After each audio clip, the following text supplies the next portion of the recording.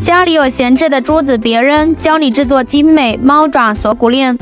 取我们的7号线1米的长度，像视频中这样子按照顺序穿好，然后将7号线的另一个绳头拿过来对穿这个最大的珠子。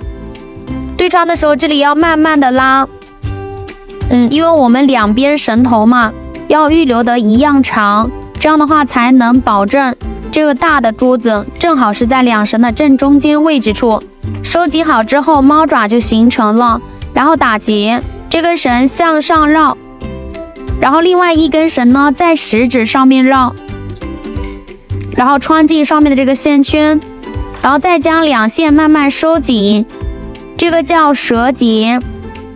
蛇结收集好之后呢，为了牢固，我们再打一个蛇结，下面的绳向上打圈，另外一个绳食指绕圈，穿进圈里，两线分别收紧。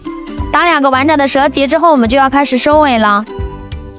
直接两绳头交叉，绳头在食指上面连续缠绕2圈，绳头穿进自己绕的2圈里面收紧。然后另外一头也是相同的处理方法，绳头在食指上面连续绕2圈，绳头穿进自己绕的2圈里收紧。最后呢，将这个多余的绳头我们用剪刀给它修剪掉，然后再用打火机烫粘绳头，防止脱线。一个可以伸缩长短的猫爪锁骨链就制作完成了。你学会了吗？家里有闲置的珠子，大家都可以这样子编织哦。Follow for more.